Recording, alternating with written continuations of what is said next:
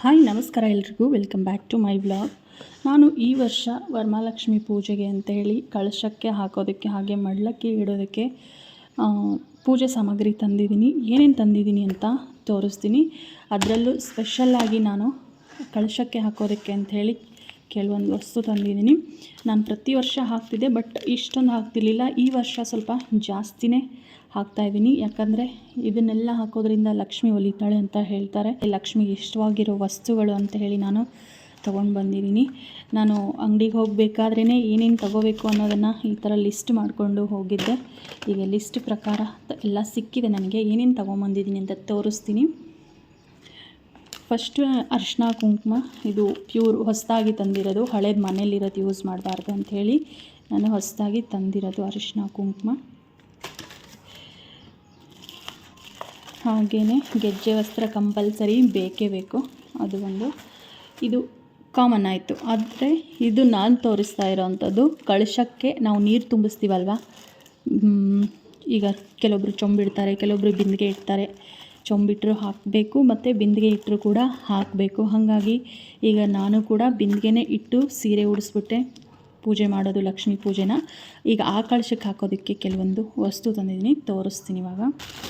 ಮೊದಲನೇದಾಗಿ ನಾನು ತೋರಿಸ್ತಾ ಇರೋದು ಇದು ಲಾವಂಚ ಬೇರು. ಇದು ಕುಂಕುಮದ ಅಂಗಡೀಲಿ, ಗ್ರಂಥಿಗೆ ಅಂಗಡಿ ಅಂತ ಹೇಳ್ತಾರಲ್ಲ, ಅಲ್ಲಿ ಸಿಗುತ್ತೆ. 10 ರೂಪಾಯಿ ಕೊಟ್ಟರೆ ಇಷ್ಟು ಕೊಡ್ತಾರೆ. ಇದು 10 ರೂಪಾಯಿಗೆ ನಾನು ತಂದಿರೋಂಥದ್ದು. ಇದನ್ನೇನು ಇಷ್ಟು ಹಾಕಬೇಕು ಅಂತ ಇಲ್ಲ, ಒಂದಿಷ್ಟು ಹಾಕಿದ್ರೆ ಸಾಕಾಗುತ್ತೆ. ಈ ಬಾಕ್ಸ್ ಓಪನ್ ಮಾಡಿದಾಗಲೇ ಎಷ್ಟು ಗಮ್ಮಂತ ಸ್ಮೆಲ್ ಬರ್ತಾ ಇದೆ ಅಂದರೆ, ಪೂಜೆ ಮಾಡ್ತಿದ್ದೀವೇನೋ ಆಲ್ರೆಡಿ ಅನ್ನೋ ಒಂದು ದೇವಸ್ಥಾನದ ಫೀಲಿಂಗ್ ಬರುತ್ತೆ. ಇದು ಲಕ್ಷ್ಮೀ ಕವಡೆ. ಕವಡೆಯಲ್ಲಿ ಸುಮಾರು ಥರ ಸಿಗುತ್ತೆ. ಕಪ್ಪು ಕವಡೆ ಸಿಗುತ್ತೆ, ಬಿಳಿ ಕವಡೆ ಸಿಗುತ್ತೆ. ಇದು ಮೇಲೆ ಹಳದಿ ಕಲರ್ ಇರೋಂಥ ಕವಡೆ, ಇದು ಲಕ್ಷ್ಮೀ ಕವಡೆ ಅಂತ ಹೇಳ್ತಾರೆ. ಇದು 5 ತೊಗೊಂಬಂದಿದ್ದೀನಿ. ನಾವು 5 ಆದರೂ ಹಾಕ್ಬೋದು, 3 ಆದರೂ ಹಾಕ್ಬೋದು. ಒಟ್ಟಿನಲ್ಲಿ ಬೆಸ ಸಂಖ್ಯೆಯಲ್ಲಿ ಹಾಕಬೇಕು ಅದನ್ನು. ಅದಾದಮೇಲೆ ನೆಕ್ಸ್ಟು ಇದು ಗೋಮತಿ ಚಕ್ರ. ಇದು ಅಷ್ಟೇ, 3 ಆದರೂ ಹಾಕ್ಬೋದು, 5 ಆದರೂ ಹಾಕ್ಬೋದು. ಇದೆಲ್ಲ ಲಕ್ಷ್ಮಿಗೆ ಇಷ್ಟವಾದಂಥ ವಸ್ತುಗಳು. ನಾನು 5 ಗೋಮತಿ ಚಕ್ರನ ತೊಗೊಂಬಂದಿದ್ದೀನಿ.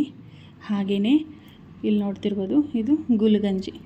ಇದು ಕೂಡ ಲಕ್ಷ್ಮಿಗೆ ಇಷ್ಟವಾದ ವಸ್ತು. ಇದನ್ನು ನಾನು 5 ತೊಗೊಂಬಂದಿದ್ದೀನಿ. ಅದಾದಮೇಲೆ ನೆಕ್ಸ್ಟು ಕಮಲದ ಹೂವಿನ ಬೀಜ. ಇದು ಕೂಡ ಅಂಗಡೀಲಿ ಸಿಗುತ್ತೆ, ಕುಂಕುಮದ ಅಂಗಡೀಲಿ, ಗ್ರಂಥಿಗೆ ಅಂಗಡೀಲಿ ಸಿಗುತ್ತೆ. ಇದನ್ನು 5 ತೊಗೊಂಬಂದಿದ್ದೀನಿ.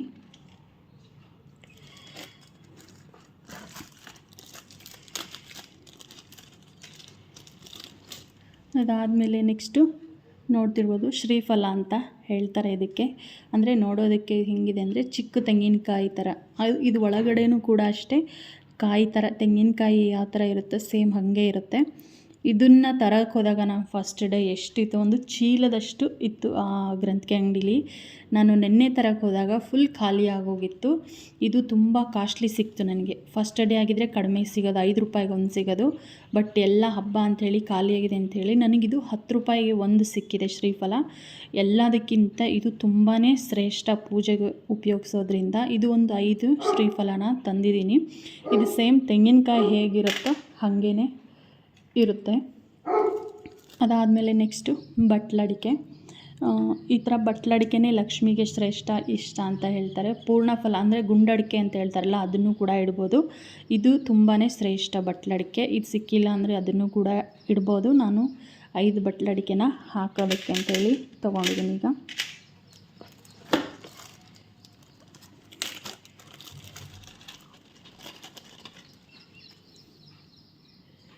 ಅದಾದಮೇಲೆ ನೆಕ್ಸ್ಟು ಅರ್ಶಿಣದ ಕೊಂಬು, ಅದು ಅರ್ಶಿಣದ ಬೇರು ಅಂತ ಹೇಳ್ತಾರಲ್ಲ, ಅದನ್ನು ತಗೊಂಡಿದ್ದೀನಿ. ಅರ್ಶಿಣದ ಬೇರು ತೊಗೊಳ್ಳೋವಾಗ ಯಾವಾಗಲೂ ಈ ಥರ ಮಕ್ಕಳು ಬೇರು ಅಂತ ಹೇಳ್ತಾರೆ ಇದಕ್ಕೆ. ಈ ಥರ ಚಿಗುರು ಇರಬೇಕು ಬೇರಲ್ಲಿ, ನೋಡ್ತಿರ್ಬೋದು. ಈ ಥರ ಬೇರನ್ನೇ ನೋಡಿ ತೊಗೋಬೇಕು. ಇದು ಕೂಡ 5 ಅರ್ಶಿಣದ ಬೇರನ್ನು ತೊಗೊಂಡಿದ್ದೀನಿ. ಆಮೇಲೆ ದೇವರಿಗೆ ತುಂಬಾ ಇಷ್ಟ ಡ್ರೈ ಫ್ರೂಟ್ಸು. ಅದನ್ನು ಕೂಡ ನಾವು 3 ಅಥವಾ 5 ಹಾಕ್ಬೋದು. ನಾನಿಲ್ಲಿ 5 ಗೋಡಂಬಿ ತೊಗೊಂಡಿದ್ದೀನಿ. ಹಾಗೆಯೇ 5 ಬಾದಾಮಿ,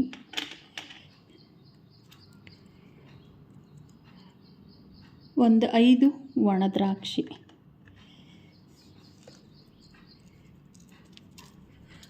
5 ಏಲಕ್ಕಿ,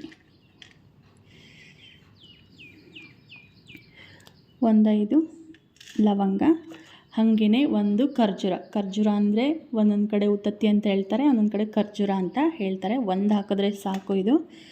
ಇದಿಷ್ಟು ಡ್ರೈ ಫ್ರೂಟ್ಸು ಲಕ್ಷ್ಮಿಗೆ ತುಂಬ ಇಷ್ಟ, ಹಾಗಾಗಿ ಅಷ್ಟು ಡ್ರೈ ಫ್ರೂಟ್ಸನ್ನು ತೊಗೊಂಡಿರೋದು. ನೆಕ್ಸ್ಟು ಕಲ್ಸಕ್ಕರೆ. ಈ ಥರ ಕೆಂಪು ಕಲ್ಸಕ್ಕರೆ ದೇವರಿಗೆ ಇಷ್ಟ, ಹಾಗಾಗಿ ಕೆಂಪು ಕಲ್ಸಕ್ಕರೆನೂ ಕೂಡ ನಾವು ಕಳಶಕ್ಕೆ ಹಾಕಬೇಕು. ನಾನು ಅದು ಒಂದು ಕೂಡ ತೊಗೊಂಡಿದ್ದೀನಿ. ಅದಾದಮೇಲೆ ನೆಕ್ಸ್ಟ್ ಬರೋದು ಇದು ಜಾವದ ಪುಡಿ. ಇದು ಅಂತೂ ತುಂಬ ಅಂದರೆ ತುಂಬಾ ಒಳ್ಳೆಯದು ಉಪಯೋಗಿಸೋದ್ರಿಂದ. ನಾನೀಗಿದು 3ನೇ ಡಬ್ಬ ತರ್ತಾ ಇರೋದು. ನಾನು ಇದನ್ನು ದೇವ್ರ ದೀಪಕ್ಕೆ ಹಚ್ಚೋದ್ರಿಂದ ಎಷ್ಟು ನನಗೆ ಬೆನಿಫಿಟ್ ಅಂದರೆ ಎಷ್ಟು ಒಳ್ಳೆಯದಾಗಿದೆ ಅಂದರೆ ತುಂಬಾ ಒಳ್ಳೆಯದಾಗ್ತಿದೆ. ನಾನು ಇದನ್ನು ಪ್ರತಿ ಶುಕ್ರವಾರ ಮಂಗಳವಾರ ನಾನು ದೀಪಕ್ಕೆ ಉಪಯೋಗಿಸ್ತೀನಿ. ಇದನ್ನು ಹಚ್ಚೋದ್ರಿಂದ ಮನೆ ಎಷ್ಟು ಘಮ್ ಅನ್ನುತ್ತೆ ಅಂದರೆ, ನಾವು ದೇವಸ್ಥಾನಕ್ಕೆ ಹೋದಾಗೆಲ್ಲ ಬರುತ್ತಲ್ಲ ವಾಸನೆ, ಅಂದರೆ ಸ್ಮೆಲ್ಲು, ಆ ದೇವಸ್ಥಾನದ್ದು ಫೀಲ್ ಬರುತ್ತಲ್ಲ, ಸೇಮ್ ಅದೇ ಥರ ಇರುತ್ತೆ. ಇದು ಅಷ್ಟು ಘಮ ಇರುತ್ತೆ. ಈ ಪೌಡ್ರ್ ಉಪಯೋಗಿಸಿ ನಾವು ದೀಪ ಹಚ್ಚೋದ್ರಿಂದ ಲಕ್ಷ್ಮಿ ಒಲಿತಾಳೆ ಅಂತ ಹೇಳ್ತಾರೆ. ನನಗೆ ತುಂಬ ಅನುಭವ ಆಗಿದೆ. ನಾನು ಇದನ್ನು ಸ್ಟಾರ್ಟ್ ಮಾಡಿದಾಗಿಂದ ಇಲ್ಲಿವರೆಗೂ ತುಂಬಾ ಅಂದರೆ ತುಂಬ ಒಳ್ಳೆಯದಾಗಿದೆ ನನಗೆ. ಈಗ ಇದು ನಾನು 3ನೇ ಡಬ್ಬ ತರಿಸ್ತಾ ಇರೋದು. ಇದು ಸೈಜಲ್ಲೂ ಸಿಗುತ್ತೆ, 30 ರೂಪಾಯಿ 50 ರೂಪಾಯಿ ಹೀಗೆಲ್ಲ ಸಿಗುತ್ತೆ. ಇದು ನಾನು ಚಿಕ್ಕದು ತಂದಿರೋದು. ನನ್ನ ಹತ್ರ ಈಗ ಆಲ್ರೆಡಿ ಇನ್ನೊಂದಿದೆ. ಈಗ ವರಮಹಾಲಕ್ಷ್ಮಿಗೆ ಅಂಥೇಳಿ ನಾನು ಹೊಸದು ತೊಗೊಂಬಂದಿರೋದು. ಯಾರಾದರೂ ಇದನ್ನು ಉಪಯೋಗಿಸಿಲ್ಲ ಅಂದರೆ ಇದನ್ನು ಉಪಯೋಗಿಸಿ. ಲಕ್ಷ್ಮಿ ಆಶೀರ್ವಾದ ತುಂಬ ಅಂದರೆ ತುಂಬಾ ಸಿಗುತ್ತೆ ಇದನ್ನು ಉಪಯೋಗಿಸೋದ್ರಿಂದ. ಇದು ಅಷ್ಟೇ ಕುಂಕುಮದ ಅಂಗಡಿಲಿ ಸಿಗುತ್ತೆ, ಕೇಳಿ ತೊಗೋಬೇಕು. ಇದಕ್ಕೇನಂತಾರಂದರೆ ಜವಾದ ಪುಡಿ ಅಂತ ಹೇಳ್ತಾರೆ. ಇದ್ರ ಉಪಯೋಗ ತುಂಬ ಇದೆ. ಇದು ಒಂದು ತಂದಿದ್ದೀನಿ. ಇದನ್ನು ನಾವು ಕಳಶಕ್ಕೆ ಹಾಕೋವಾಗ ನೀರಲ್ಲಿ ಒಂದೇ ಒಂದು ಚಿಟಿಕೆನ ಹಾಕಬೇಕಾಗತ್ತೆ. ನೀರನ್ನು ತುಂಬಿಸಿರೋ ಅಂಥ ಕಳಶಕ್ಕೆ ಇದೆಲ್ಲ ಸೇರಿಸಿ ಆದಮೇಲೆ ಅದಕ್ಕೆ ಒಂದು ಸ್ವಲ್ಪ ಅರಿಶಿನ, ಕುಂಕುಮ ಹಾಗೂ ಅಕ್ಷತೆ ಮತ್ತು ಹೂವು ಅಂದರೆ ಪರಿಮಳ ಇರೋವಂಥ ಹೂವನ್ನೇ ಹಾಕಬೇಕು. ಮತ್ತು ಅದರ ಜೊತೆ ಅನುಕೂಲ ಇರೋರು ಬೆಳ್ಳಿ ಕಾಯಿನ್ ಹಾಕಬೇಕು, ಇಲ್ಲ ಒಂದು ಚಿನ್ನದ್ದು ಏನಾದರೂ ವಸ್ತು ಹಾಕಬೇಕು. ನಮ್ಮ ಓಲೆ ಆಗಲಿ ಮೂಗುತಿ ಆಗಲಿ ಚಿನ್ನದ ವಸ್ತು ಹಾಕಬೇಕು. ಆಗಿಲ್ಲ ಅಂದರೆ ಒಂದು ಬೆಳ್ಳಿದು ಹಾಕಬೇಕು. ಅದು ಎರಡೂ ಆಗಲ್ಲ ಅಂದಮೇಲೆ ಮನೇಲಿ 5 ರೂಪಾಯಿ ಕಾಯಿನ್ ಇರುತ್ತಲ್ಲ, ತಾಮ್ರದ್ದು ಬರುತ್ತಲ್ಲ ಇವಾಗ, ಅದನ್ನು ಕೂಡ ನಾವು ಹಾಕ್ಬೋದು.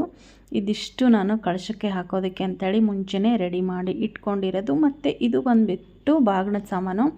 ಇದರಲ್ಲಿ ಸಪ್ರೇಟಾಗಿ ನಾವು ಕನ್ನಡಿ, ಬಾಚಣಿಕೆ, ಅರಿಶಿನ, ಕುಂಕುಮ, ಬಳೆ ಇದೆಲ್ಲ ತೊಗೋಬೋದು. ಬಟ್ ಈ ಥರ ರೆಡಿನೇ ಸಿಗುತ್ತೆ. ಹಾಗಾಗಿ ನಾನು ಇದನ್ನು ವರಮಹಾಲಕ್ಷ್ಮಿ ಕೂರಿಸಿದಾಗ ಬಾಗಿಣದ ಜೊತೆ ಇಡೋದಕ್ಕೆ ಅಂಥೇಳಿ ಕುಂಕುಮದ ಅಂಗಡಿಲೇ ತೊಗೊಂಬಂದಿರೋದು.